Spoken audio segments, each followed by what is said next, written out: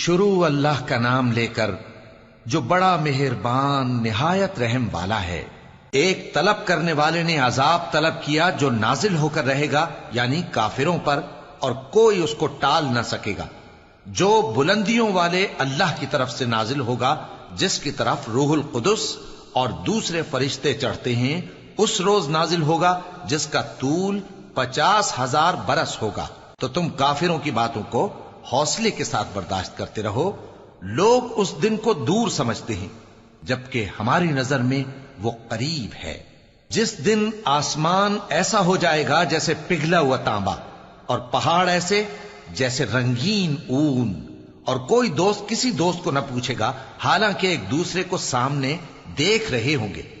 اس روز گناہگار چاہے گا کہ کسی طرح اس دن کے عذاب کے بدلے میں سب کچھ دے دے، یعنی اپنے بیٹے اور اپنی بیوی اور اپنے بھائی اور اپنا خاندان جس میں وہ رہتا تھا، اور جتنے آدمی زمین پر ہیں، غرض سب کو دے ڈالے، پھر اپنے آپ کو عذاب سے چھڑا لے۔ لیکن ایسا ہرگز نہیں ہوگا۔ وہ بھڑکتی ہوئی آگ ہے، کھال ادھیڑ کر کلیجہ نکال لینے والی۔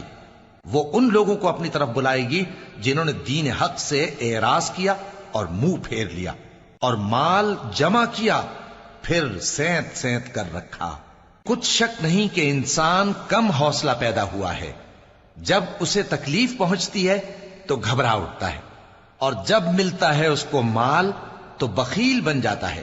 مگر نماز ادا کرنے والے جو نماز کا التزام رکھتے اور ہمیشہ پڑھتے ہیں، اور جن کے مال میں حصہ مقرر ہے، یعنی مانگنے والے کا اور نہ مانگنے والے کا، اور جو روز جزا کو سچ سمجھتے ہیں، اور جو اپنے پروردگار کے عذاب سے خوف رکھتے ہیں، بے شک ان کے پروردگار کا عذاب ہے ہی ایسا کہ اس سے بے خوف نہ ہوا جائے۔ اور جو اپنی شرمگاہوں کی حفاظت کرتے ہیں مگر اپنی بیویوں یا باندیوں سے کہ ان کے پاس جانے میں انہیں کچھ ملامت نہیں، اور جو لوگ ان کے سوا اور طریقے ڈھونڈیں تو وہ حد سے نکل جانے والے ہیں، اور جو اپنی امانتوں اور اپنے عہد و پیمان کا پاس کرتے ہیں، اور جو اپنی گواہیوں پر قائم رہتے ہیں، اور جو اپنی نماز کی پابندی کرتے ہیں، یہی لوگ جنتوں میں عزت و اکرام سے ہوں گے۔ تو اے نبی، ان کافروں کو کیا ہوا ہے کہ تمہاری طرف دوڑے چلے آتے ہیں، دائیں اور بائیں سے گروہ گروہ ہو کر جمع ہوتے جاتے ہیں؟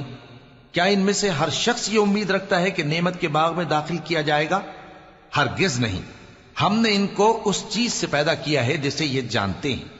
پس مشرقوں اور مغربوں کے مالک کی قسم کہ ہم طاقت رکھتے ہیں، یعنی اس بات پر کہ ان سے بہتر لوگ بدل لائیں، اور ہم عاجز نہیں ہیں۔ تو اے پیغمبر، ان کو باطل میں پڑے رہنے اور کھیل لینے دو، یہاں تک کہ جس دن کا ان سے وعدہ کیا جاتا ہے وہ ان کے سامنے آ موجود ہو۔ اس دن یہ قبروں سے نکل کر اس طرح دوڑیں گے جیسے کسی مقابلے کے نشان کی طرف دوڑے جا رہی ہوں۔ ان کی آنکھیں جھک رہی ہوں گی اور ذلت ان پر چھا رہی ہوگی۔ یہی وہ دن ہے جس کا ان سے وعدہ کیا جاتا تھا۔